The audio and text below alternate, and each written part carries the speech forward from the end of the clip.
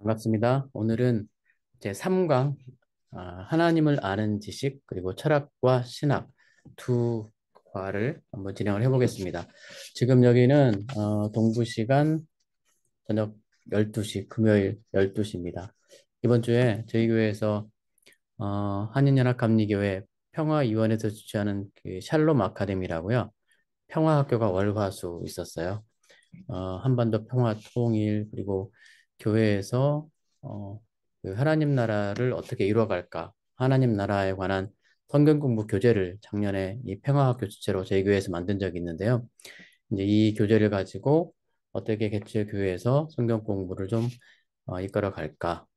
왜냐하면 기후변화, 생명신학, 다종교 정체성, 자정교 안에서 기독교인 정체성으로 살아가기, 또 우리가 빈부의 격차라든가 이런 사회적 문제, 정의에 관한 문제들을 어떻게 성경과 더불어서 고민하고 실제로 하나님 나라를 구현할까, 이런 주제들 가지고 했었고요.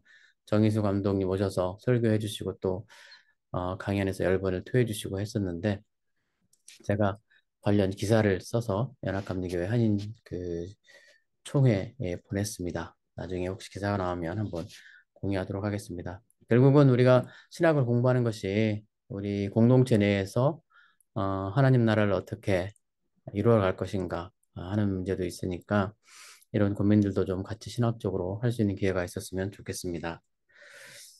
오늘은 좀 지루하기도 할 수 있고 한편으로는 좀 흥미로울 수도 있고 평신도들이 좀 물어볼 수 있는 계시에 관한 문제입니다. 이게 계시, 하나님을 아는 방식이 어떤 것들이 있는가? 과연 우리는 자연을 통해서 하나님을 알 수 있는가? 알 수 있다면 어느 정도 알 수 있는가? 이 논제에 관해서 기독교 학자들과 역사에서 어떻게 규정들을 해왔고 어떤 논란들, 논의들이 있었는가? 이런 것들을 좀 보겠습니다. 알리스터 맥크레스는 모든 시대의 기독교 신학의 중심은 하나님의 자기 계시였다. 이렇게 얘기합니다. 레벨레이션이 신학의 가장 중요한 주제였다. 하나님의 자기를 드러내신 것은 사실 우리가 어떤 위기에 있을 때 하나님께서 우리를 강권한 힘으로 구해 주셨을 때 우리가 하나님을 많이 알게 되죠. 이스라엘 역사에서 가장 중요하게 생각하는 출애굽, 이집트 노예 생활을 430년이나 하다가 이제 정말 하나님께 우리가 더 이상 못 견디겠다고 울부짖을 때 하나님이 구해내셨고 또 바벨론 포로로 끌려가서 그 포로 기간 70년 동안 피식민 지배 이 민족으로 살아갈 때 하나님께서 계속 이사야 또 선지자들 통해서 이 꿈을 심어주시고 소망 주시고 결국은 예루살렘으로 다시 일부지만 돌아오게 하셔서 구원해 주셨던 이야기들 그리고 이제 이런 것들을 기념해서 이스라엘 사람들은 6월절 축제 같은 축제를 만들어서 하나님의 역사, 하나님의 사랑, 하나님의 간섭하심 이런 것들을 기념을 하죠. 근데 이런 것들을 보고서 우리가 하나님이 살아계시구나 알 수 있는 계기가 되었죠. 특히 이스라엘 사람들에게는 중요했죠. 우리처럼 이제 직접적으로 그런 역사 속에서 하나님을 경험하지 못했던 우리로서는 기독교 역사가 굉장히 짧죠. 네, 일반 사람들은 또 자연을 보고 하나님이 살아계시구나 이렇게 깨닫기도 합니다. 이 알리스터 맥그레스가 시편 19편 1편을 예로 들죠. 하늘이 하나님의 영광을 선포한다. 예, 우주를 보면 누군가 이 세계를 지으셨구나 이런 걸 알 수 있다는 얘기고요. 욥기에도 보면 욥기 말판에 하나님께서 욥이 막 불평하자 얘기하시잖아요. 내가 세상을 창조할 때에 네가 어디 있었느냐? 내가 세상에 기초를 놓을 때에 네가 어디 있었느냐? 이제 이런 것들을 보면서 세상을 창조하신 하나님 그 얘기를 듣고 이제 다시금 세상을 보면 이 세상을 하나님이 창조하셨구나 좀 더 잘 알 수 있게 되고요. 우리가 잘 알다시피 꿈이나 환상 중에 대해서 또 계시를 통해서 기도 중에 음성 듣고 하나님이 살아계심을 또 하나님의 뜻을 알게 해주는 계시들을 경험하는 거 많죠. 근데 목사님들 중에서도 기도하다가 하나님의 뜻을 알게 되었다. 하나님께서 성령을 통해서 이렇게 이렇게 해라 분명한 음성으로 들려주지 않더라도 기도할 때 성령이 어떤 감동을 주셔서 내가 어떤 것을 알게 되었다거나 아니면 또 어떤 중요한 결정을 놓고 하나님께 기도할 때 하나님께서 감동을 주셔서 이렇게 결정하게 되었고 이렇게 했더니 이 일이 하나님의 도우심으로 이루어졌다. 그러므로 하나님이 하셨다. 이런 고백들 이런 것들이 다 하나님의 계시와 관계가 되었다고 할 수 있습니다. 그러니까 하나님의 계시는 인간의 능력만으로 하나님을 파악하는 것이 아니라 하나님이 누구신지를 알게 되는 것이 아니라 하나님이 스스로 자기를 보여주신 거죠. self revelation, self disclosure라고 볼 수 있습니다. 그래서 어, 자연적인 지식, 세상을 보고 알 수 있는 하나님에 관한 지식이 과연 어느 정도이며 그리고 왜 그렇다면 특별 계시는 또 우리 구원을 위해서 필요한지 이러한 고민들이 좀 필요한 거죠. 어, 어, 그래서 자연 계시와 특별 계시를 얘기할 때 하나님을 아는 지식과 하나님에 관하여 아는 지식 이것을 구분합니다. 누군가를 관하여 안다고 할 때는 내가 어떤 사람에 대한 어떤 사물에 대한 정보를 갖고 있을 때 일부분을 알고 있을 때 누군가에 관해서 안다고 말하죠.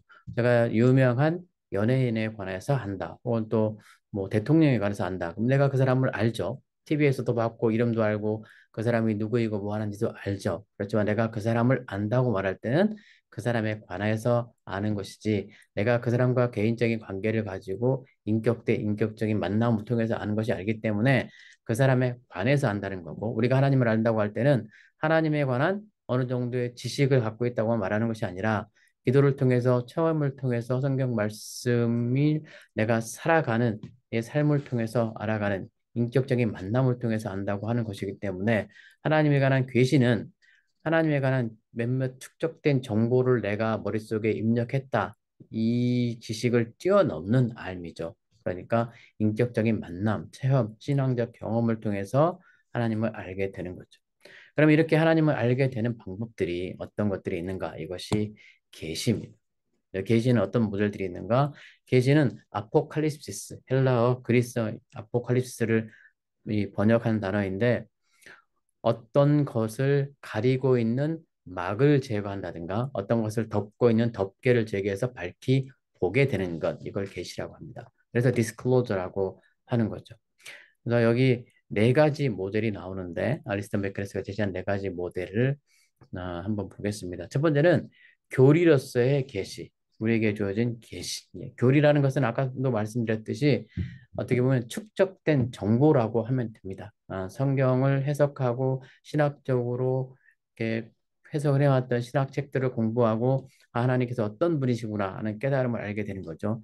주로 신스콜라 학파에서 강조가 많이 되었고 보수 복음주의 교회에서 많이 개신교 쪽에서는 강조가 되는 계시의 방법입니다. 그래서 이 교리나 이런 것들이 축적되어 왔고 그동안 우리가 이 교리에 따라서 예배를 드려왔던 전통들 그리고 교회가 지금까지 지켜왔던 교리들, 예배 형태들, 예절들 이런 것들이 전부 다 계시라고 할 수가 있고요. 그렇기 때문에 지금까지 교회가 신학적으로 이루어왔던 교리들, 그리고 교회에서 예전을 통해서 혹은 또 그동안 교회 역사를 통해서 이루어왔던 전통들을 계시해 보고 진리해 보고 이런 용어로 사용을 합니다. 바티칸 공의회에서 이렇게 선언을 했었어요. 성서와 전통이 가르치는 하나님의 말씀에 담겨 있는 모든 것은 거룩하고 보편적인 신앙으로 믿어야 한다. 그러니까 이게 지난번에도 얘기했지만 가톨릭과 복음주의 개신교와는 좀 다른 점이죠. 가톨릭은 계시와 전통, 하나님의 말씀과 전통을 거의 동등하게 놓고 있을 뿐만 아니라 무엇이 더 권위를 갖냐 얘기를 하다 보면 교황의 교권이 중요시 되기 때문에 성서를 해석하는 권위조차도 교황이 갖고 있다고 보면 오히려 가톨릭이 세워놓은 전통이 더 중요하다고 볼 수도 있는 그런 전통에 있었던 거죠. 그래서 전통은 뭐냐면 기록되지 않은 계시, 그다음에 성서는 기록된 말씀 이렇게 두 가지를 다 중요하게 생각을 하죠. 복음주의 전통, 우리 이 개신교에서는 계시, 하나님의 말씀이 훨씬 더 권위 있다고 보는 거죠. 그래서 계시란 하나님의 본성에 관한 지시적 정보, 성경을 통해서 알아낼 수 있는 말씀, referential information이라고 합니다. 이것은 다 성경에 들어있다고 가리키는 거죠. 그다음에 그 자유주의 신학자 조지 린드백 같은 분들은 교회가 객관적 그 지식들, 실제들, 진리들을 주장할 수 있는가? 이거에 대한 의문을 제시합니다. 그러면서 이 절대적 진리를 주장하는 것은 주지주의나 문자주의에 빠질 수 있으므로 우리가 이것은 배척해야 된다. 이렇게 이제 주장을 하죠. 객관적 진리를 확정적이고 완벽하게 무시간적 형태로 진술하는 것이 가능하다고 보는 것 자체가 틀렸다. 그러니까 시대를 변치 않고 상황에 전혀 관계없이 하나의 객관적 진리를 주장할 수 있다고 하는 것 자체가 모순이다. 이렇게 말하는 거죠. 그래서 인간의 언어로는 하나님을 온전하게 파악하는 것이 불가능하기 때문이다. 이렇게 얘기합니다. 그러니까 모든 상황이나 역사적 시대에 상관없이 인간의 콘텍스트에 상관없이 텍스트가 동일하게 해석될 수 있다고 하는 주장에 대해서 좀 의문을 갖는 건데 이런 부분은 요즘 우리 튀르키예 지진 때문에 이 튀르키예 사람들하고 시리아 사람들이 많이 희생이 되었죠. 이제 우리가 또 염려하는 부분들이 또 이 어떤 목사님들 또 정신없는 목사님들 나타나서 그 범죄 때문에 뭐 특히 뭐 예를 들면 뭐 이슬람 국가이기 때문에 또 어떤 이유 때문에 하나님의 심판했다 이렇게 얘기하면 지금 저 페이스북에 돌고 있는 어떤 분의 그 주장 설교에서 또 하나님의 심판이다 그러면서 이것은 종말의 세계의 모습이 아니라 하나님의 심판당한 시리아와 튀르키예 모습이다 이러면서 사진을 올렸던데 그러니까 이렇게 주장하는 사람들은 성경을 전적으로 잘못 이해하고 그냥 스스로 그냥 자기가 이렇게 해석을 하는 거죠. 그렇기 때문에 지금 그렇게 피해를 당한 사람들 특히 이제 거기에 한국 교회들도 있고 크리스찬들이 많이 있어요.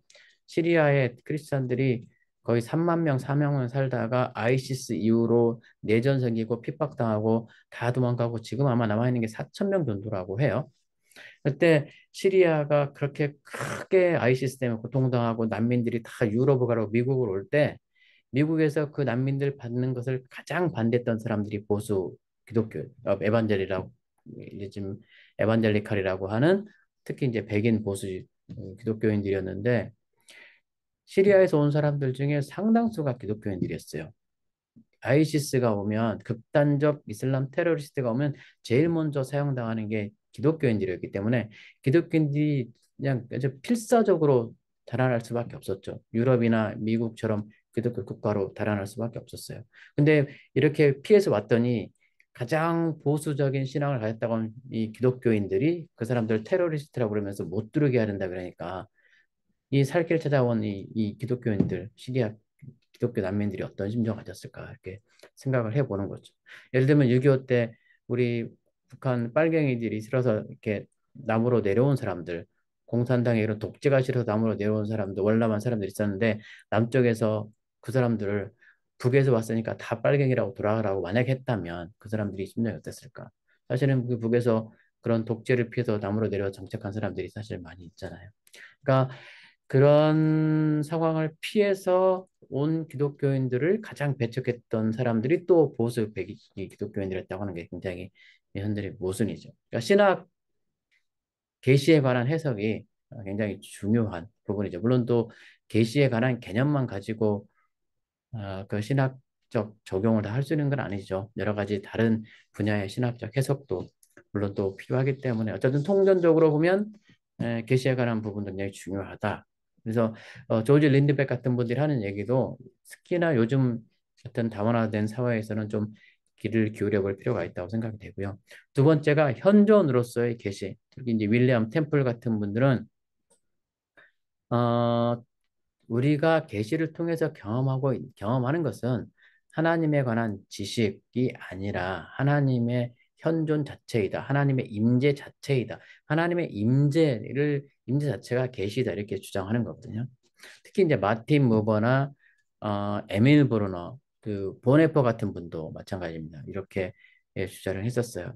그래서 마틴 부버의 아이다우라고 하는 단어를 좀 기억하시면 좋은데 하나님은 내가 인격적 하나님과 우리가 신앙적인 삶에서 하나님을 경험할 때 하나님 그분, 하나님을 당신으로 경험을 하지 하나님이 그것으로 그냥 인격적 존재가 아닌 그냥 그 실체가 없는 어떤 존재로 어떤 개념으로만 존재하는 것이 아니라 하나님과 나와의 관계는 나와 당신의 관계이다. 나와 그것의 관계가 아니다라고. 그러니까 내 안에 임재해 계신 하나님의 현존이 무엇보다 중요하다. 이렇게 얘기한 거죠. 에미리 브루너는 만남으로서의 진리, Truth as Encounter라는 책을 썼어요. 그 책에서 뭐라고 그랬냐면 하나님의 인격적인 소통, 하나님이 신자들, 기독교인들 안에서 인격적인 현존, 임재했다는 이 사실을 나누어 주는 것, 이것이 신학이다. 이것이 계시다. 이렇게 가르칩니다. 조금 말이 어려울 수도 있는데 지식보다는 하나님의 임재, 현존이 더 중요하다. 이것을 계시로 본다고 생각하시면 되겠습니다. 또 하나가 경험으로서의 계시. 계시는 신학적 체계적인 이론을 외우고 공부하는 것이 아니라 하나님을 직접 내 삶에서 경험하는 것이다. 경험하면 지난번에 나왔었죠. 슐라이어 마허 그리고 또 리첼 같은 분들 이렇게 합니다. 계시는 전달, 정보를 전달하는 게 중요한 것이 아니라 영혼을 변화시키는 것이 중요하다. 영혼을 변화시키려면 그것이 신자의 개인적으로 경험되어져야 된다. 체험되어야 된다. 체험을 통한 계시로 되어져야 된다. 이렇게 얘기합니다. 가톨릭 이 신학자들이 이 접근법을 많이 채택을 했고요. 단순히 계시를 정보로만 인식하는 것은 부적절하다. 계시는 말씀이나 진술 혹은 또 지적 사고에 의존하지 않는다. 무슨 말씀인지 아시겠죠? 이 뇌에 관계된 지적 영역에서만 머무르지 않는다. 계시는 그리스도를 통한 구속의 경험에 놓여 있다. 계시가 그 경험의 사건을 일으키고 경험은 그 계시를 해석한다. 다시요. 계시는 경험의 사건을 신자 개인에게 일으키고 경험은 그의 계시를 해석한다. 역시 자유주의 신학자 슐라이마와 깊은 관계가 있고요. 슐라이마와는 특히 모라비안 경건주의에 깊이 이렇게 좀 관계가 돼 있었어요. 모라비안 경건주의, 인격적인 헌신, 회심 이런 것들이 크게 강조하죠. 슐라이마가 여기서 영향을 받았다고 볼 수가 있고요. 기독교 신앙은 원래 개념적인 것이 아니다. 슐라의 말 주장입니다. 개념적인 것이 아니라 오히려 1차적인 종교적 진리를 2차적으로 표현하는 것이 개념이다. 교리다. 이렇게 보는 거죠. 그러니까 1차적 진리란 뭐냐면 구속의 경험. 경험이 먼저이고 교리는 나중인 거예요. 우리는 좀 반대죠. 교리의 기초 안에서 교리의 틀 안에서 경험을 해석하잖아요. 그렇지 않으면 경험이 이게 정말 신앙적 경험인지 이단적 경험인지 기독교의 경험과는 상관없는 그냥 자기의 신념인지를 구분할 수 없으니까 우리는 보통 교리를 먼저 중요하게 생각하죠. 교리가 경험이 이것이 기독교적인 것인지 성서에 근거한 것인지 판단하도록 하는 것이 순서인데 슐라의 마음은 전혀 반대였어요. 경험이 중요하고 기독교 경건의 본질은 합리적이거나 도덕적인 원리가 아니라 감정, 직접적인 자의식이다 이렇게 주장합니다. 알 수 없는 우리가 깨닫지 못하는 알 수 없는 어떤 것에 의존하고 있다는 일반적 의식 이게 누구한테나 다 있다고 했잖아요. 예수 믿는 사람이든 아니든 기독교인 신자든 아니든 모든 사람에게 뭔가 자기가 알든 모르든 알 수 없는 어떤 것에 절대적으로 의존하는 감정들이 인간 모든 사람들에게 보편적으로 존재한다. 그래서 절대 의존의 감정이 모든 인간들에게 다 있다. 그러므로 우리가 기독교인들이 하나님 믿는 것은 이 절대 의존의 감정의 참 의존자인 하나님을 우리가 발견하고 하나님께 의존하게 된 것이다. 다른 사람들에게 기독교인이 아닌 사람들에게 우리가 무엇을 얘기할 수 있어요? 당신들이 의존하는 그 알 수 없는 분이 바로 하나님이다. 이렇게 얘기해 줄 수 있다고 슐라이어마가 이 얘기합니다. 그래서 절대 의존의 감정이 기독교 신학의 출발점이다. 이렇게 얘기하는 거였고 지난번에도 말씀드렸지만 호이에르바한테 아주 강한 비판을 받았죠. 호이에르바는 그런 경험은 자아에 대한 경험에 불과한 것이다. 하나님은 없다. 이 슐라이어마가 말하는 이 의존의 감정은 자아에 의한 감정이고 하나님에 관한 개념들은 자아가 만들어낸 허상에 불과하다. 이렇게 주장합니다. 그 다음에 역사로서의 계시. 역사로서의 계시는 볼프하르트 판넨베르크 중요하고요. 판넨베르크는 특히나 과학과 신학의 대화의 물꼬를 텄던 20세기 신학자입니다. 이 알리스터 맥그레트 책이 처음 이렇게 발간되고 발표될 때까지만 하더라도 살아계셨는데 몇 년 전에 돌아가셨어요. 그래서 기독교 신학이 이게 토대로 삼는 근거는 공적으로 파악할 수 있는 역사적 분석에 따른 결과이다. 이렇게 얘기합니다. 그래서 역사에 대한 특수한 해석, 개인적인 어떤 실존적, 내적 이렇게 자기 이렇게 개인적 분석, 주체적 분석이 아니라 공적으로 파악될 수 있는 역사적 흐름에 대한 분석입니다.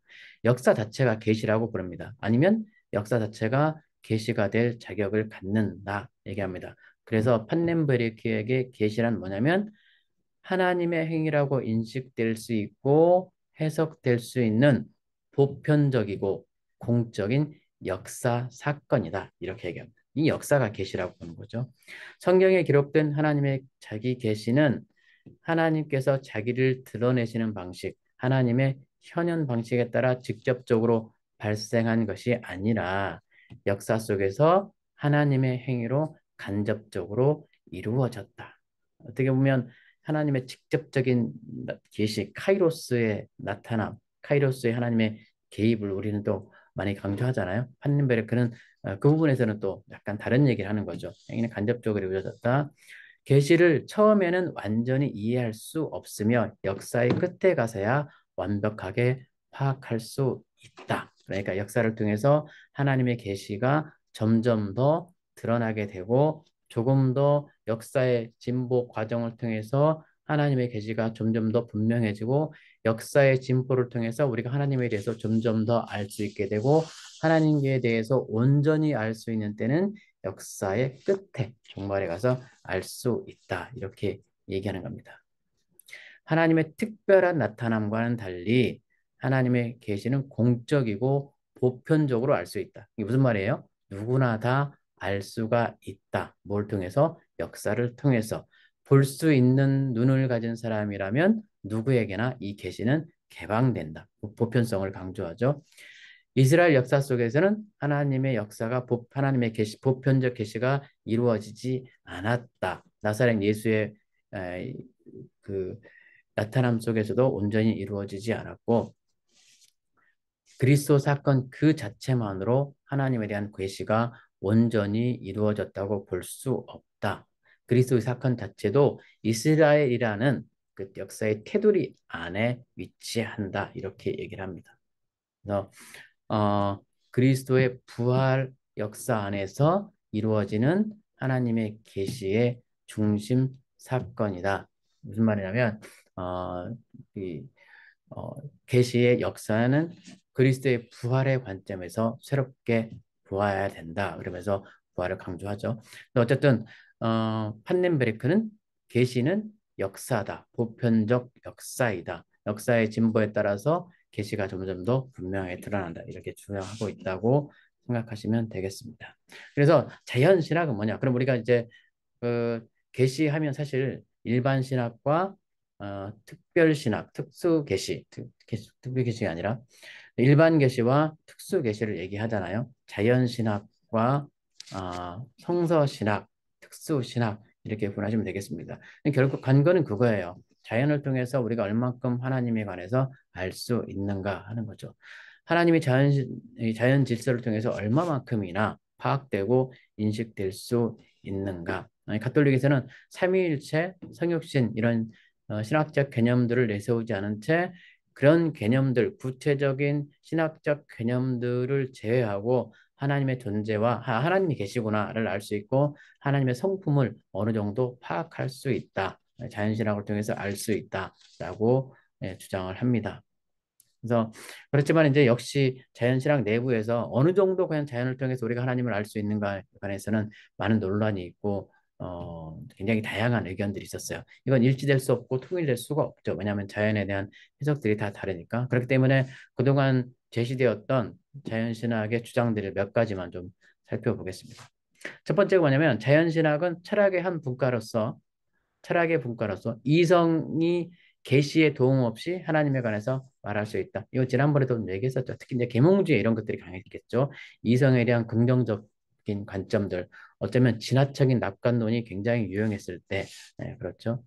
종교적 믿음과는 전혀 상관없고 그런 믿음을 가정하지도 않는 전제들에서 출발해 종교적 믿음을 지지하는 학문, 이것들을 어, 이 철학의 한 분과라고 얘기합니다.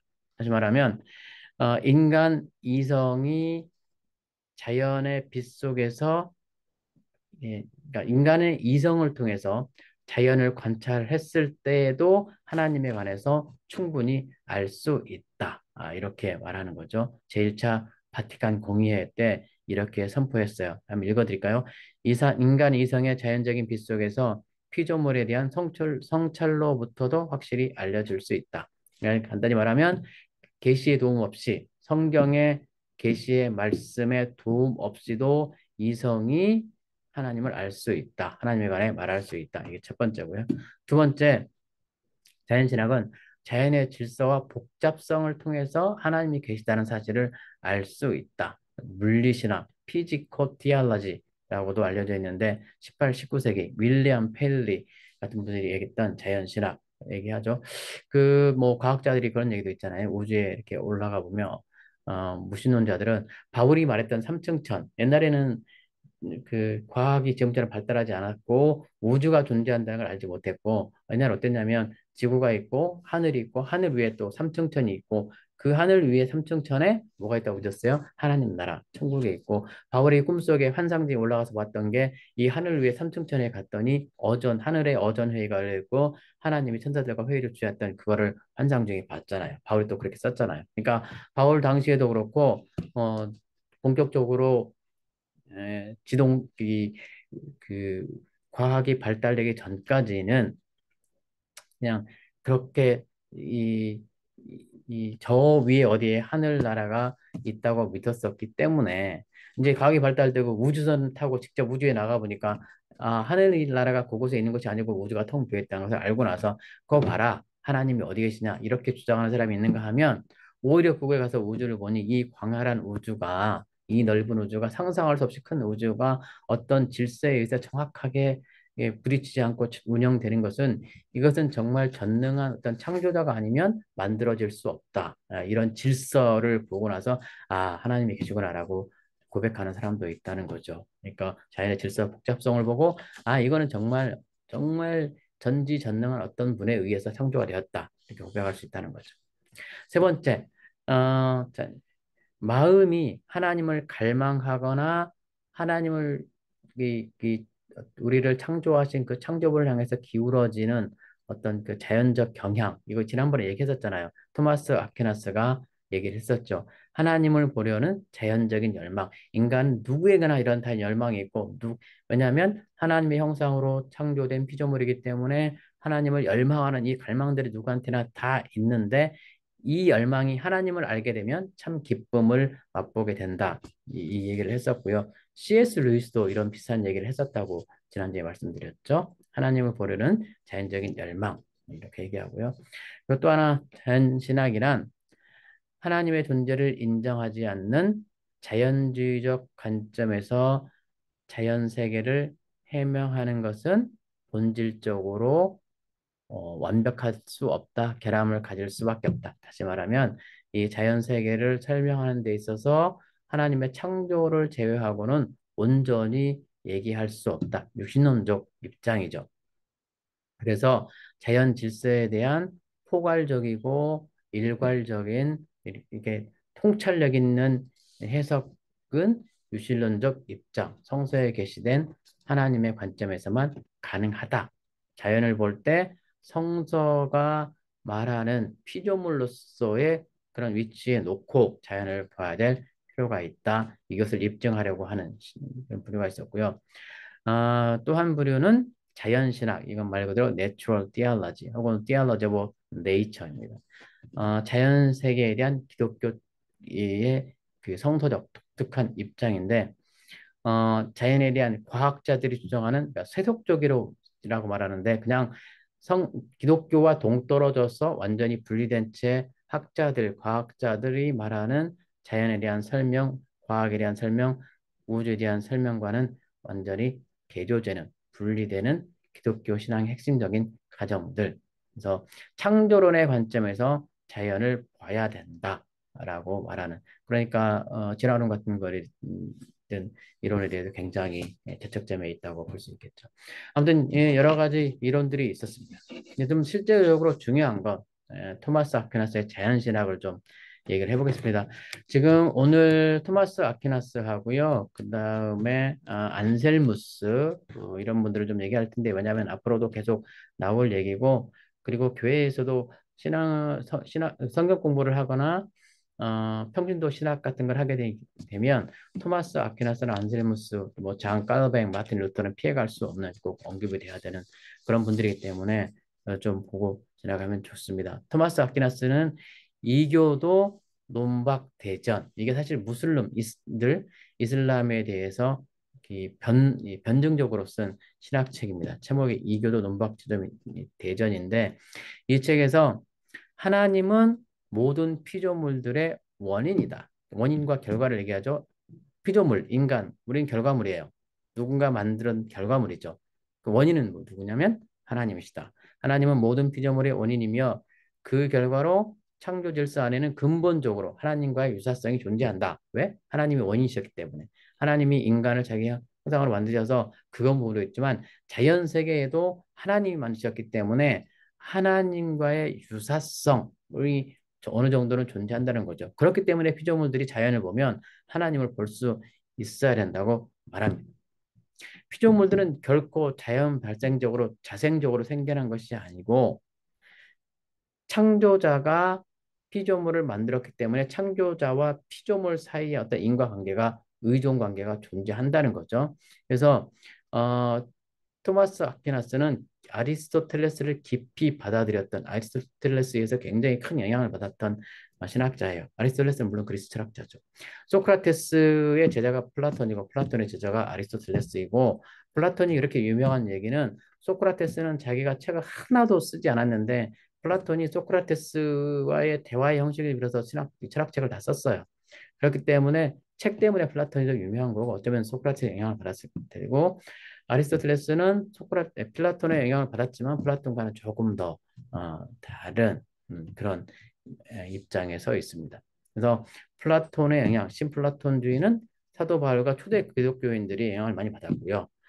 중세에 와서 이 15세기에 와서 토마스 아퀴나스가 아리스토텔레스를 기독 신학 내에 끌어오면서 아리스토텔레스의 철학이 기독교 신학 내에 깊이 들어오게 되는 계기가 되었죠. 그래서 아리스토텔레스의 그 인과일 범주를 끌고 들어와서 토마스 아퀴나스가 이렇게 얘기합니다. A가 B의 원인이라고 가정하자. 다른 말로 하면 A가 B를 만들어 창조했다고 가정하자. 근데 A는 어떤 Q라는 속성을 갖고 있어요. 그러면 B, 피조물 B도 A에 의해서 창조된 B도 Q라는 속성을 어느 정도 갖고 있을 수밖에 없다. 왜? 창조자 A가 Q라는 속성을 갖고 있기 때문에 그렇다는 거죠. 다시 말하면 A가 B를 만들었고 A는 Q라는 속성을 갖고 있으면 A가 만든 B에도 A가 갖고 있었던 Q라는 속성이 있다. 이렇게 얘기하는 겁니다. 하나님이 어떤 속성을 갖고 있고 하나님이 우리를 만들었으면 또 우주 전체에 하나님의 피조물로서의 하나님의 어떤 속성 혹은 특성들이 존재한다. 이렇게 주장하는 거죠. 결과로서 발생한 것, 인간이나 우주나 피조물들은 어떤 그 흔적, 창조자의 흔적이 남아있는데 그것이 물리적일 수도 있고 형이상학적일 수도 있어요. 그러니까 우리가 하나님의 형상이라고 하는 것이 물리적인 특성은 아니잖아요. 하나님이 눈이 두 개, 뭐 이렇게 콧구멍이 두 개, 입이 하나 이런 형상을 말하는 게 아니잖아요. 하나님은 영이시기 때문에 보이지 않으시는 분이기 때문에 물리적인 특성을 말하는 게 아니라 이건 어떻게 보면 형이상학적 특성이라고 말할 수 있죠. 그래서 그 흔적들을 기초로 삼아서 우리 존재에 대해서 기납적인 측정을 할 수 있다. 그렇게 얘기를 하는 거고요. 하나님이 세상을 창조하셨다면 창조 세계의 질서 속에 하나님의 서명을 발견할 수 있다. 하나님의 서명. 지난주에도 얘기했었죠. 하가가 자기 그림을 그리면 자기 그림이라는 표시로 사인을 한 것처럼 서명하는 것처럼 우주 전체에 하나님의 서명이 존재한다. 얘기합니다. 아퀴나스가 얘기하는 하나님의 속성은 perfection입니다. 완전입니다. 완전은 하나님이 지닌 특성이고 이 특성이 피조물들에게 어떤 특성을 이렇게 보여주는, 아까 말했었죠? A가 Q가 있었고 B도 Q가 있게 된다 하는 거죠.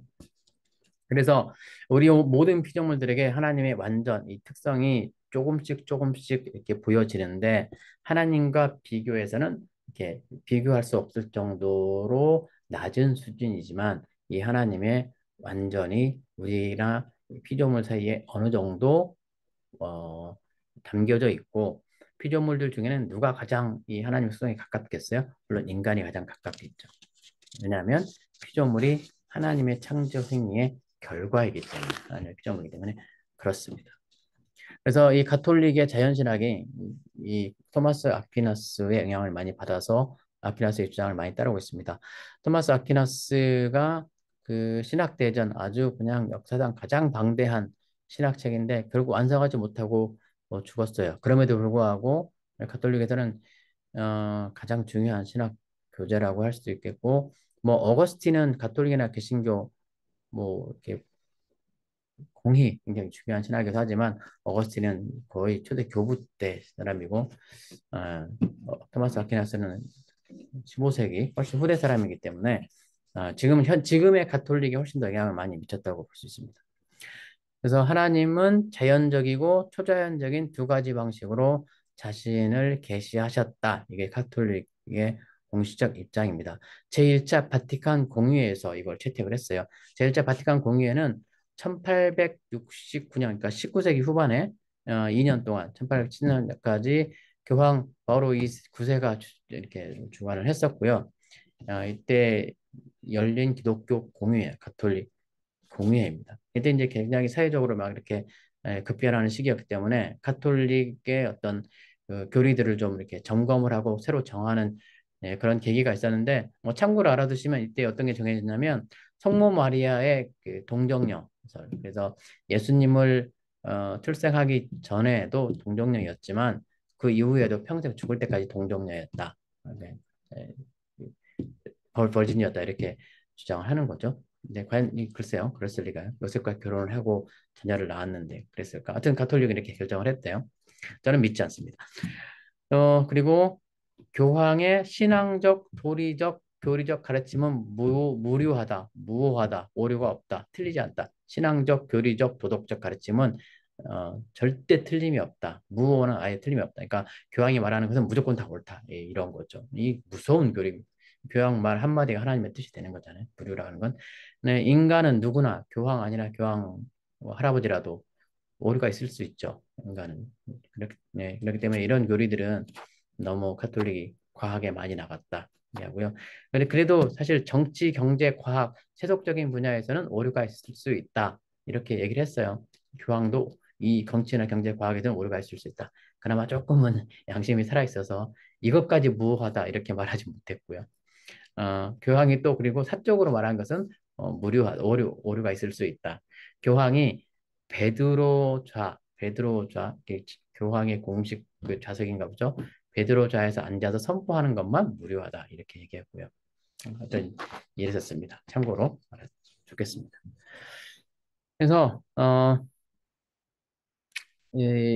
지금 이제 자연신학과 계시신학이 같이 얘기가 되는데, 네, 자연신학, 자연을 통해서도 하나님의 서명을 받을 수 있다 이렇게 얘기를 하지만, 그렇다고 해서 자연신학이 이성을 대체해서 어, 이성이, 그러니까 다시 말하면 이성을 대체하는 게 아니라 이성이 신앙을 대체해서 계시를 대체해서 성서 말씀을 대체해서 자연신학으로만 충분하다 이렇게 얘기하진 않아요. 이렇게 얘기하진 않고 이 토마스 아퀴나스가 이슬람 이교도들에 대항해서 변증적으로 썼기 때문에 자연에서 어느 정도 하나님을 알 수 있지만, 그러나 우리 무슬림과 지금 이렇게 만약에 논쟁을 한다 치면, 그러나 하나님에 관한 참된 지식, 구원에 관한 참된 지식은 성경을 통해서만 알 수 있다. 물론 이렇게 얘기를 했겠죠. 그래서 자연을 통해 알게 된 하나님에 관한 지식은 어떤 형태든 어떤 지식든 간에 계시된 진리, 성경에 나오는 말씀으로 이렇게 보완이 되어야 되고, 어, 그리고 계시를 통해서만 알 수 있다. 자연신학과 계시신학 간에 어쨌든 연속성이 있는 거예요. 자연신학이 완전하진 않지만 자연신학을 통해서 어느 정도 하나님을 알 수 있고 하나님의 성품과 하나님의 존재에서 알 수 있다. 그런 면에서 그런 데에 반해서 우리 개신교에서는 자연신학에 대해서 우리는 많은 비중을 두지 않죠. 우리는 오로지 말씀이니까 자연신학을 그렇게 우리는 강조하지 않습니다. 그렇죠? 자, 그러면 칼뱅, 우리 이제 종교개혁 칼뱅을 보겠습니다. 칼뱅의 기독교 강요. 우리 개신교의 사실 가톨릭의 토마스 아퀴나스의 신학대전이라고 하면 우리 개신교는 기독교 강요, 칼뱅의 기독교 강요에서 시작을 했다고 볼 수 있죠. 기독교 강요의 첫 번이 우리가 어떻게 하나님에 관해 알게 되는가. 이제 신론으로 시작을 해요. 우리가 다음 주 이제 신론을 시작할 텐데 시작을 하고 피조물 전체에서 곧 인간과 자연 질서와 역사 과정에서 하나님에 관한 일반적 지식을 얻을 수 있다. 아까 역사로서의 계시, 현존으로서의 계시, 지식으로서의 계시, 교리로서의 계시 이런 것들이 나왔잖아요. 칼뱅은 이런 것들을 통해서 하나님에 관해서 어떤 지식을 얻을 수 있다. 이렇게 얘기합니다. 그러면서 이 지식의 중요한 근거로서 두 가지를 칼뱅이 얘기하는데 주관적 근거와 객관적 근거 두 가지를 얘기해요. 주관적 근거는 뭐냐면 하나님에 관한 감각 혹은 종교의 씨앗, 우리 마음속에 하나님에 대한 감각이 있고 종교의 씨앗들이 있는데 하나님이 모든 인간 속에 다 심어 놓으셨다. 하나님이 심어 놓으신 이 종교의 씨앗, 하나님에 대한 감각 때문에 모든 사람들이 어느 정도는 하나님에 대해서 의식할 수 있고 인식할 수 있다. 얘기를 합니다. 하나님의 존재를 아는 내재적인 감각이 우리 안에 부여되어 있다. 혹은 예감, 영감들이 모든 사람들 안에 다 이미 부여되어 있다. 하나님에 관한 어떤 것이 인간의 마음속에 이미 이렇게 새겨져 있다. 이렇게 얘기를 합니다. 이 내재적인 하나님, 하나님이 우리 마음속에 모든 인간의 마음속에 이렇게 심어 놓은 씨앗 혹은 또 새겨 놓은 그런 의식들이 영감이 뭐냐면 첫 번째 종교의 보편성. 모든 사람들이 다 종교성이 있어서 종교를 갖고자 한다고 하는 거죠.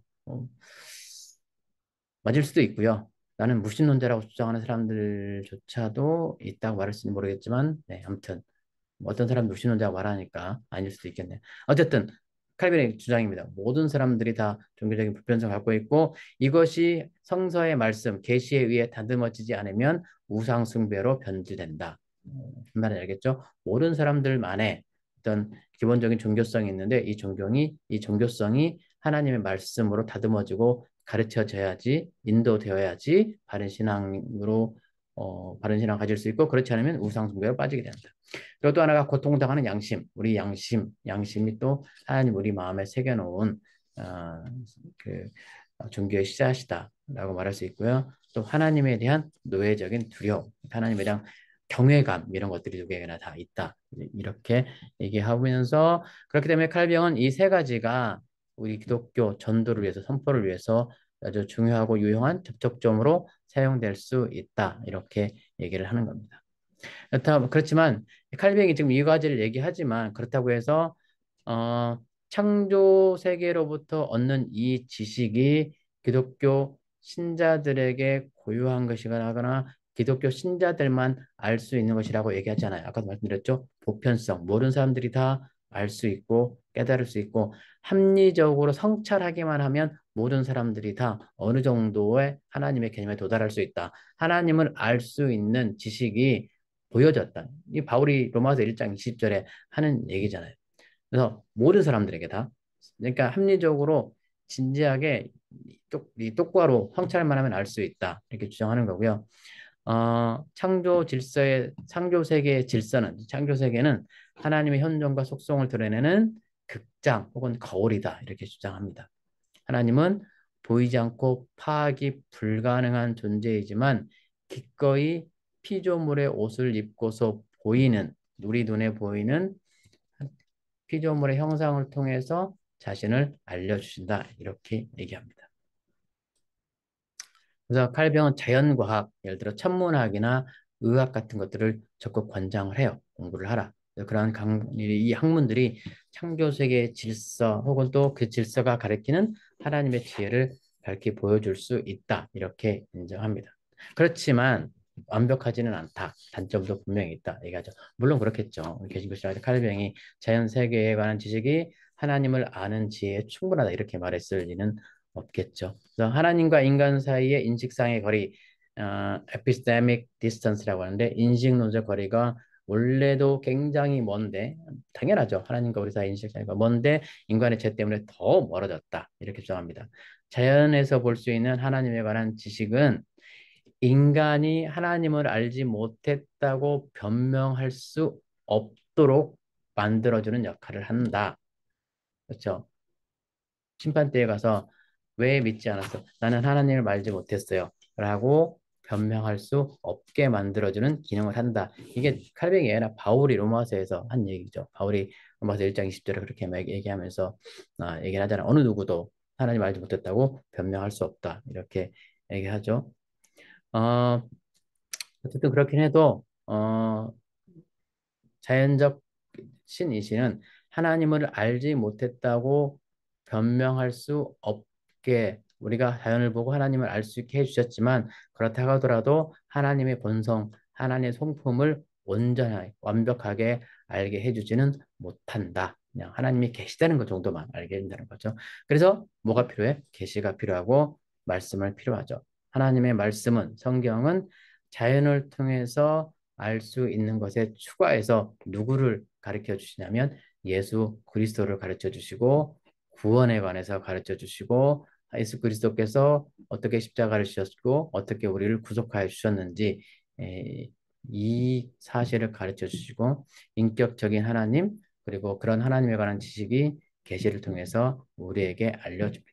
다시 말하면 그리스도는 우리의 구원자 그리스도는 오직 계시를 통해서만 알 수 있고 그러니까 특히 칼뱅은 구원을 강조해요. 우리의 구원에 관한 것은 오직 구원자 예수님에 관한 사실을 말해주는 성서를 통해서만 가능하다.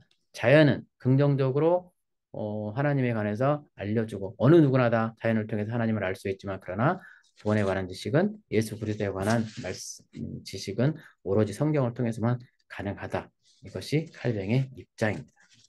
그 다음에 이 두 책이라고 하는 것, 자연과 성경 두 책이라고 하는 것은 이 르네상스 계속 나오죠. 자연이 강조되고 인간의 이성이 강조되는 계몽주의 르네상스의 인기가 있었는데 하나님의 두 책, 한 책은 뭐겠어요? 자연, 또 한 책은 계시의 말씀.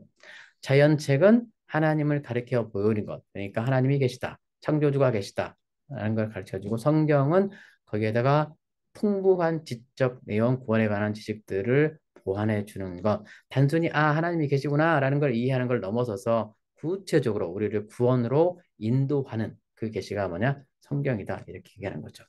그래서 하나님을 아는 방식에는 두 가지가 있다. 하나는 자연 질서를 통해 아는 지식이며 다른 하나는 성서를 통해서 아는 지식이다. 두 번째 방식, 성서를 통해서 아는 지식이 첫 번째 방식에 비해 훨씬 더 분명하고 완전하다. 이것이 두 책 이론입니다. 그래서 지금도 그 과학자들 예를 들면 유신 진화론 유신론 요즘 많이 하는 그 창조과학과 많이 논쟁을 벌이는 서울대 물리학과 우종학 교수도 가끔 그런 표현을 써요. 두 책, 우린 두 책이 있다. 자연이라는 책과 성서라는 책. 그러면서 이제 사실 칼뱅의 입장과 좀 비슷하죠. 자연을 통해서 알게 되는 그런 진리들을 굉장히 중요하게 생각하고 그러나 계시의 완성은 성서를 통해서 알 수 있다. 이렇게 주장하는 거죠. 어, 그 성경과 자연은 어, 같은 저자에 의해서 기록되었다. 저자가 동일하며 성경 연구는 탐구하는 사람이 자연을 통해서 누리는 기쁨을 전혀 방해하지 않는다라고 로버트 보일이라는 사람이 얘기했는데 뭐냐면 성경을 연구하는 것이 성경을 통해서 드러나는 계시의 깨달음을 우리가 아무리 소중하게 생각한다고 하더라도 자연을 통해서 알 수 있는 하나님의 영역에 관해서 우리가 괜히 무시하거나 부정할 필요는 없다. 두 책이라고 하잖아요. 하나님의 두 책. 두 책이라는 말은 저자가 동일하기 때문에 하나님의 자연을 통해서도 우리에게 자신을 드러내시고 성경 말씀을 통해서도 우리에게 자신을 드러내시는데 계속 반복되는 얘기지만 성경 말씀을 통해서 구원에 관해서 온전한 지식, 자연을 통해서 어렴풋이 알게 된 첫 번째 책을 통해서 어렴풋이 알게 된 지식을 두 번째 쪽, 계시라는 촉을 통해 책을 통해서 온전하게 완벽하게 알게 해준다. 이것이 두 책 이론입니다. 그리고 그 에밀 브루너와 칼바르트가 사실 논쟁을 했던 부분이 있는데 시간이 많아서 간단히 해보겠습니다. 칼바르트는 이 자연 계시를 완전히 부정했던 사람이에요. 칼바르트는 인간의 이성의 그 극단점에 와 있었던 계몽주의나 그 인간의 이성 우선주의가 그때는 사실 계시가 무시되고 그냥 인간의 이성으로 무언가를 다 뭐든지 다 할 수 있을 것 같던 인간의 문명의 발달이 20세기 초에 그 1차 세계대전을 통해서 정말 비참한 비극으로 막을 내리면서 칼바르트가 다시 성경으로 돌아가자 인간 이성에 대한 관념성을 완전히 차단해 가던 때잖아요. 막 부정했어요. 왜냐하면 그냥 그 반동이죠. 인간 이성이 만들어낸 이 폐허, 그 잔인한 참상을 보고 나서 이성으로는 안 된다. 다시 성경으로 돌아가자, 계시로 돌아가자. 그래서 신정통주의, 네오스트럭스라고 하니까. 그래서 인간의 이성이 관여하는 부분을 자꾸 줄이고 부정을 했었어요. 근데 자연신학 안 된다 이랬어요. 인간들이 자기 능력으로 뭔가를 할 수 있다고 스스로 생각하나 본데 말도 안 된다 이렇게 얘기합니다. 그래서 어, 만약에 인간이 자연을 통해서 하나님을 알 수 있다면 하나님이 아는 장소, 시간, 수단을 마음대로 인간이 결정할 수 있다는 얘기냐? 안 된다. 자연신학과 인간의 자율성이 밀접하게 관계가 되어 있다. 인간의 자율성, 인간이 스스로 자연을 보고 하나님을 알 수 있다. 인간의 자율성이 강조가 된다. 바르트 역시 노노노 인간의 자율성 안 돼. 절대로 인간은 스스로 뭔가를 할 수 있다고 해서도 안 되고 할 수 있다고 생각해서도 안 된. 네. 그래서 이렇게 얘기를 하는 거죠. 자연신학은 성경에 드러나는 예수 그리스도와 대등하게 이렇게 예, 보려는 경향이 있다. 이걸 또 바르트는 부정하는 거죠. 계시는 오직 하나님을 통해서 이루어지기 때문에 하나님께서 스스로 보여주신 은혜로운 수단, 은혜로운 방법, 성경을 통하지 않고는 안 된다. 하나님의 자기 계시를 무시하고, 다른 말로 하면 성경을 무시하고 그 외부에서, 다른 말로 하면 자연에서 하나님을 알 수 있는 그런 방법은 없다. 이렇게 부정합니다. 그랬더니 에밀 브루너가 칼바르트를 비판하고 나섭니다. 그래서 오히려 반대로 우리 시대의 신학적 과제, 진정한 신학적 과제는 자연신학으로 돌아가는 길을 찾는 것이다. 이제 바르트랑 반대의 주장을 하는 거죠. 이 에밀 브루너는 창조론 안에서 인간이 하나님의 형상으로 지음받았다는 이 개념을 굉장히 강조를 하면서 인간의 본성이 하나님의 존재와 유사한 특성을 가지고 있다. 이렇게 주장합니다. 인간 본성이 죄성을 비록 지니긴 했지만 자연 속에서 하나님을 분별할 능력은 아직 남아있다. 이렇게 주장을 합니다. 인간은 여전히 자연과 역사 속에서 하나님을 분별할 수 있으며 하나님 앞에서 자신의 죄를 인식할 수 있다. 따라서 인간의 본성 안에 하나님의 계시를 위한 접촉점이 있다. 긍정적으로 보는 거예요. 인간에 대한 그래도 바르트보다는 훨씬 더 긍정적으로 인간을 바라보는 거죠. 브루너가 볼 때 인간의 본성에는 이미 하나님의 계시에 대한 접촉점이 존재한다. 그래서 계시가 우리에게 주어지면 계시가 어떤 의미인지 어느 정도는 분별하고 인식할 수 있는 인간의 능력이 있다. 예를 들면 이런 거라고 이밀 브루너가 얘기합니다. 하나님이 성경을 통해서 회개하라고 얘기하면 회개를 하려면 인간이 스스로 자기가 죄인이라는 의식은 있어야지 회개하라는 말이 올 때 우리가 회개할 수 있지 않느냐. 그러니 회개의 요청이 회개하라는 이 요청이 인간 스스로 죄를 깨닫지 못한다면 이게 무슨 소용이 있겠는가? 성경에서 회개하라고 말하는 것은 인간이 스스로 어느 정도 죄의식을 갖고 있다는 이 사실을 전제로 하고 있다 얘기하는 거죠. 인간은 이미 죄의식을 갖고 있다. 그렇기 때문에 이 인간이 이미 갖고 있는 죄의식의 기초에서 회개라고 선포되었다. 인간과 하나님의 말씀 사이에 인간의 본성과 하나님의 말씀 사이에 어느 정도 접촉점이 있다고 지금 얘기 계속 강조 얘기하는 거죠. 그런데 바르트는 인간 보조 안에 그런 접촉점 따위는 없다. 그런 접촉점이 있다면 그것조차도 하나님의 계시에 의해서 생겨난 것뿐이다. 회개하라 그러면 이미 인간 의식 안에 죄의식이 있어서 회개라는 말을 받아들이는 것이 아니라 성경이 인간은 죄인이라고 이미 가르쳐 주셨기 때문에 그 가르침에 따라서 인간이 죄인이라는 것을 깨닫는 것뿐이지 인간 스스로 어떤 접촉점을 갖고 있는 건 아니다. 둘이 싸우다가 완전히 나중에 결별해서 관계가 완전히 끊어졌다고 합니다. 그렇죠? 그다음에 이제 그 자연에서 하나님을 찾는 이론들 시간이 많이 부탁했습니다. 피조물이 어느 부분에서 아까도 말씀드렸듯이 화가가 자기 이 그림에 서명하듯이 하나님의 서명, 하나님의 흔적을 찾을 수 있는가? 어거스틴은 인간의 이성에서 찾을 수 있다. 이성의 능력에서 찾을 수 있다 얘기하고요. 인간의 논리적 사고 과정 중에서 하나님 흔적을 발견할 수 있다. 이것을 인간의 이성의 흔적들, 삼위일체 흔적들이라고 부릅니다. 시간이 없으니까 좀 빨리빨리 하고 넘어갈게요. 그다음에 세상의 질서, 자연 속에는 설명을 필요로 하는 질서가 있다. 아까 질서도 말씀했었죠. 복잡한 어떤 질서 이런 것들을 관해서 하나님을 알 수 있다. 그 다음에 아름다움. 조나단 에드워드는 꽃이 만발한 아름다움. 이 아름다움 속에서 창조주의 이 하나님의 거룩하심, 하나님의 심성, 하나님의 성품 이런 것들을 알 수가 있다.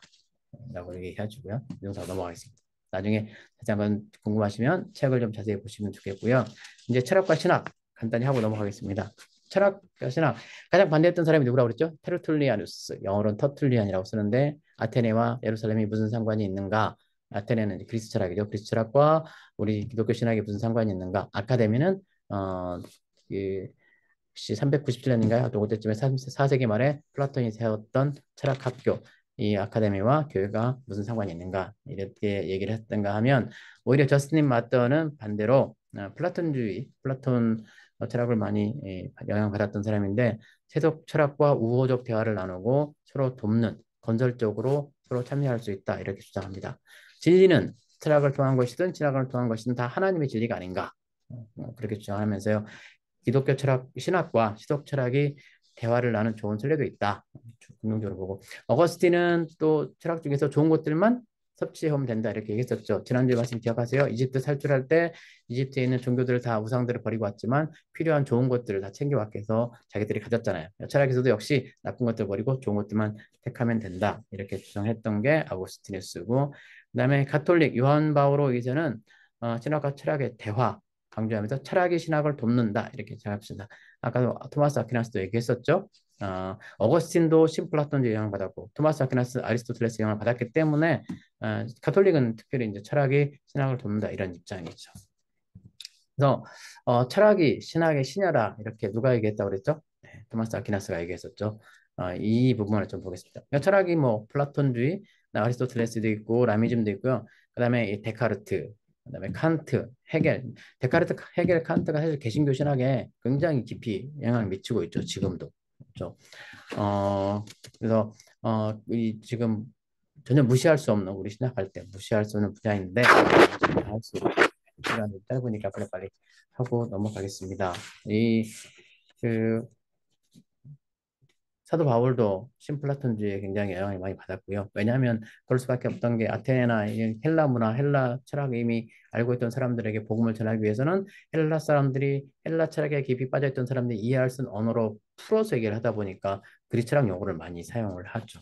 그래서 또 천국에 관한 개념도 플라톤의 이데아의 개념과 상당히 어떻게 부분에서는 유추할 수 있는 그런 부분들이 있고요. 아리스토텔레스 먼저 하겠습니다. 13세기에 아리스토텔레스는 사실 중세에 완전히 잊혔었어요. 초대기에 신플라톤주의가 유럽을 휩쓸면서 유럽의 정신사를 지배해 왔었는데 아리스토텔레스는 유럽의 정신사에 완전히 사라지고 없어져요. 미안한 일인데. 근데 언제 유럽에 다시 아리스토텔레스가 등장하냐면 이슬람이 유럽을 지배했잖아요. 11세기, 12세기 이때쯤 그막 십자군 전쟁할 때. 근데 이슬람이 점점 강해져서 유럽을 완전히 정복했을 때가 있어요. 뭐 이탈리아, 저기 그 스페인 같은 하고 북아프리카까지 정복을 했잖아요. 그래서 지금도 모로코인가요? 그리고 이집트가 이슬람 국가인 것이 그때 다 이 북아프리카까지 세력을 넓혔기 때문에 그때 이슬람이 중동에서 유럽으로 점령해 오면서 중동에 있었던 아리스토 철학 원본들을 다 가지고 왔어요. 그게 이슬람 세계에 보존이 됐어요. 참 희한하게. 이 아리스토텔레스는 서양 철학자잖아요. 서구 유럽의 철학자, 유럽이 물려받은.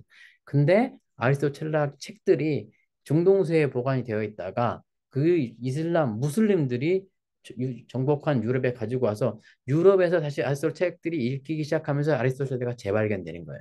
아리스토텔레스가 엄청나게 연구가 되고 아리스토텔레스 철학이 새로 이렇게 유럽에 확 전성기가 옵니다.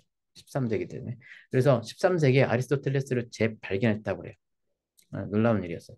물리학, 철학, 윤리학, 아리스토텔레스 굉장히 책을 많이 썼죠. 이 모든 인간의 지적인 활동, 그 이성적 활동에 있어서 아리스토텔레스의 영향을 받기 시작하면서 아주 정신사적 유럽에서 대변환이 일어납니다. 신학자들도 아리스토텔레스의 영향을 받는데 그중에 가장 큰 영향을 받았던 사람이 토마스 아퀴나스 이 신학 대전을 씁니다. 그래서 이제 아리스토텔레스 철학을 받으면서 그 전보다 훨씬 더 이 개념들, 철학적 개념들이 신학에 와서 신학적 용어들을 개발해내는데 도움을 주고요. 그리고 또 하나 철학 세계관에 갇혀 있던, 아니, 그러니까 철학 세계관에 깊이 몸담고 있던 다른 기독교 밖의 철학사들과 다른 기독교 문명사들 정치사적 세계관과 대화가 시작하면서 교류가 활발히 일어나게 되죠. 어, 플라톤주의는 이미 다 초대교회의 영향을 받았었고요. 근데 이제 단점이 뭐냐면 이 철학 용어들이 기독교 세계에 들어와서 어, 우리 신학 용어에서 신학 용어로 원래 의도하지 않았던 그런 개념들을 만들어내거나 왜곡시켜서 그런 위험, 위험들이 있었고요. 마틴 루터는 가톨릭 신학에 아리스토텔레스 철학이 너무 무분별하게 많이 들어와 있다고 비판을 하기도 했었습니다. 플라톤 철학 예를 들면 이런 거예요. 플라톤은 마니교 영향을 좀 받았고 그리고 또 천국 그 영과 육체를 이원론적으로 많이 나누죠. 이 그리스 철학이 많이 나눠요. 플라톤이 이런 영혼은 육체라는 감옥에 갇혀 있다. 그러면서 영적인 것은 좋은 것, 이 세상의 물질 세계는 물질은 악한 것 이렇게 돼요. 우리 인간이 죽으면 육체의 감옥에 벗어나서 영혼이 자유를 얻어서 원래 우리가 속해 있던 이데아로 가게 된다. 우리가 뭐 천국에 가는 그런 개념 달라요. 다르지만 어쨌든 그렇게 비슷하게 받아들이는 사람들이 많이 있어요. 그러니까 이게 좀 다르고 이런 극단적인 이원론이 사실 기독교 교계에 많이 들어와서 영과 육을 이렇게 구분하는 경우가 있는데 사도 바울이 영과 육체를 얘기할 때 로마서도 그렇고 다른 데서 영은 선하고 육체에 관해서 우리의 죄성을 얘기할 때는 우리 바디 육체를 얘기하는 게 아니고요. 이게 굉장히 중요한 얘기인데 사도 바울이 육체라고 말할 때는 항상 영과 육을 포함한 전체적인 나, 영과 혼과 육을 포함한 나예요. 나. 이 육체의 나고 사도 바울이 영과 육을 구분하는 것은 하나님의 영에 의해서 어, 인도되고 하나님의 성령에 의해서 변화된 새로운 삶을 살아갈 때 이 영이라고 그러고 아직도 죄된 본성에 살고 있어서 하나님의 영의 성령의 도움을 받지 못하고 아직도 변화되지 않은 채 그제 죄인의 모습으로 살아가는 것을 육체라고 불러요. 그러니까 사도 바울이 말하는 영적인 것이든 육적인 것이든 영이든 육이든 다 영과 혼과 육이 함체된 전인격적인 나를 가리키는데 내가 영적이라고 할 때는 내가 하나님의 뜻에 따라 살아갈 때 영적이라고 그러고 내가 이 육체, 연약한 육체에 아직도 살고 있다고 하는 것은 그냥 죄된 문화에 살고 있다고 하는 것. 사도 바울은 절대 그런 이원론적인 영과 육을 이렇게 구분하지는 않습니다. 근데 우리가 아직 잘못 받아들이는 경우가 사실 많이 있어요. 그래서 이제 두 가지만 더 하고 마칠 텐데 하나님의 존재는 증명할 수 있을까? 이거 지난번 박진영 원장이 한번 질문했던 건데 아쉽게도 시간이 너무 없어서 계속 시간 없다고 말씀드리는데 안셀름 안셀름이라고 하는 이 사람이 칸테버리에 대주교였는데 그런 말씀드릴게요. 나중에 혹시 따로 질문하시려면 하시고요. 어, 우리가 생각하기에 상상할 수 없는 그러니까 하나님은 우리가 상상할 수 없는 것보다 그러니까 그 더 큰 것을 생각할 수 없는 그런 어떤 것. 그러니까 아무리 상상을 해도 이보다 더 큰 것을 상상할 수 없는 그 어떤 것. 우리 상상을 뛰어넘는 그 어떤, 확실히 존재가 있는 거예요. 그 존재가 있는데 그 존재가 어떤 분이냐면 우리가 상상할 수 더 큰 것, 이보다 더 위대한, the greater나 the bigger, 더 큰 것 상상할 수는 어떤 것, 이분들이 존재한다 이거죠. 있을 수 있는 가장 큰 존재인데, 어, 하나님은 인간의 정신이나 오성 속에 존재하죠. 여기만 존재한다가 아니라 인간의 이성이나 오성 속에 존재해요. 하나님은 가장 큰 존재인데, 근데 만약에 어떤 존재가 우리 정신의 관념으로만 존재하거나 정신적, 머리 안에서, 브레인 안에서 개념적으로만 존재할 뿐만 아니라 이렇게 좀 말이 좀 말하다 헷갈려. 머릿속에만 존재한다면 실제로 있는 존재보다 크지 않다. 왜냐하면 우리가 생각할 수 있는 것보다 훨씬 더 큰 존재예요. 하나님은. 근데 우리가 어떤 존재를 머릿속으로만 존재한다고 생각을 하면 이 존재가 우리 머릿속에만 있고 실제로 있지 않다면 우리 머릿속에만 있는 존재는 실제로 있는 존재보다는 크지 않아요. 왜? 실제로 있는 존재는 우리가 생각하는 것보다 훨씬 더 큰 존재이기 때문에. 아시겠어요? 좀 헷갈리죠? 만약에 하나님이 머릿속에만 존재한다면 그 하나님은 가장 큰 존재가 아니에요. 가장 큰 존재는 우리가 상상할 수 있는 것보다 더 큰 존재이기 때문에. 그래서 하나님은 우리 머릿속에만 존재하는 분은 아니에요. 그래서 하나님은 우리 머릿속에 정신적으로만 존재하는 분이 아니라 실제로도 반드시 존재한다. 실제로 존재하지 않고 우리 머릿속에만 존재하면 실제로 존재하는 그분이 아니기 때문에 이 얀셀님의 논리인데 이게 만약에 확 와닿으시면 차근차근 좀 설명을 할 필요가 있고 생각을 해볼 필요가 있는데 이제 이렇다. 잘 안 되면 책을 보고 자세히 한번 생각을 해보세요. 이게 그냥 이게 뭐야, 이게 무슨 말이야 할 수 있는데 이게 하나님을 실제로 증명한다거나 성경에서 하나님끼리 설명했다가 아니라 안셀무스가 하나님의 존재를 이렇게 증거를 하려고 논리를 폈다는 얘기니까 안셀무스의 논리라는 얘기예요. 그러면서 가우닐로 나온 사람이 비판을 하잖아요. 섬을 얘기를 하면서 이 세상 어딘가에 저쪽 편에 보이지 않는 곳에 보이지 않는 세계에 진짜 너무너무 아름다운 섬이 있다. 너무너무 아름다운 섬이 있다. 이렇게 얘기하는 거랑 뭐가 다르냐? 그냥 그 개념이 존재할 뿐이지 그런 아름다운 섬이 있다는 것을 내가 전제한다고 해서 그 섬이 실제로 존재한다는 것을 증명하는 것은 아니다. 이렇게 얘기하는 거죠. 그래서 하나님한테 하겠습니다. 토마스 아퀴나스 5가지 길, 목적론적, 틸레알라지칼이라 목적론적 방법. 토마스 아퀴나스의 그 신학 방법입니다. 목적론적 논증이라고 하죠. 어, 우주 안에는 잠시만요. 우주 안에는 어떤 지팡이가 있다. 뭐 연필이라고 칩시다. 연필. 지팡이가 있다. 예를 들어 지팡이는 움직이는 제가 움직이는 거죠. 사물들은 스스로 움직이지 못한다. 이 연필은 초점이 보이시죠? 연필은 스스로 움직이지 못하죠. 다른 무엇인가가 연필을 움직이는 거예요. 지금 제가 움직이고 있어요. 이 사물들이 다른 곳에 움직여지는 무한히 역행될 수 없다. 뭐예요? 연필은 누가 움직여? 제가 움직여요. 그럼 저는 누가 움직여요? 제가 뭐 이렇게 의식과 의지가 움직이고 또 이렇게 막 올라가요. 그럼 나는 누가 움직이고 내 의식은 누가 움직이고 오다가 보면 어디엔가 종착역이 온다는 거죠. 이거에 연필은 내가 움직이고 나는 누가 움직이냐? 이것이 끊임없이 무한적으로 할 수 있는 것이 아니라 어딘가에 가면 종착역이 와서 마지막으로 최종적으로 그 근원적으로 움직이는 누군가가 있는데 이 근원적 존재는 자기는 안 움직인다는 거예요. 자기는 안 움직이면서 다른 움직임을 발생하도록 원인을 제공한다는 거죠. 그래서 어, 다른 어떤 것에 의해 움직여지지 않는 원동자가 틀림없이 존재한다. 이렇게 이 부동의 원동자가 하나님이다. 그래서 부동의 원동자를 프라임 무버라고 자기는 움직임. 근데 이게 아리스토텔레스의 영향을 받았다는 이유가 이게 아리스토텔레스가 한 얘기예요. 아리스토텔레스 왔어요. 아리스토텔레스가 unmoved mover. 자기는 움직이지 않으면서 남을 움직이는 우주의 근원적 존재로서 unmoved mover를 아리스토텔레스가 얘기를 해요. 이걸 이제 신학의 개념을 두고 와서 이분이 하나님이신데 프라임 무버야 움직이지 않는 분. 근데 이제 설명 다 안 하겠습니다. 네, 이거 생각을 해보세요. 이게 좀 언제 비판받냐면 신종론에 가서 비판받아요. 하나님은 움직이지 않는 분, 마음에 감정도 없고 전혀 자기는 마음에 감동도 없고 그냥 모든 우주 만물이 움직이도록 뒤에서 영향력만 끼쳐준 분 이런 분 아니라는 거죠. 기독교 신학의 하나님은 우리 아픔 때문에 눈물 돌리시고 움직이시는 분이세요. 마음이 움직이세요. 성경 보세요. 인생의 죄 때문에 후회도 하셨다가 한탄하셨다가 또 완전히 멸하기로 작정하셨다가 모세의 중보기 때문에 마음을 돌이키시고 용서해 주시고 살 길을 주시고 뭐 하는 것처럼 마음이 움직이시는 분 훨씬 인격적이고 훨씬 더 어떻게 보면 우리랑 이렇게 소통할 수 있는 분 이런 분이라는 거죠. 특히나 신종들 얘기하는 것 우리의 아픔에 공감하시고 함께 우시는 하나님인 거죠. 철학에서 말하는 unmoved mover나 또 그 아퀴나스가 말하는 프라임 무버나 이런 개념은 그런 하나님을 다 담아내지 못하기 때문에 적절하지 않다. 요즘 신학에 와서 비판받는 요소들입니다. 볼까요?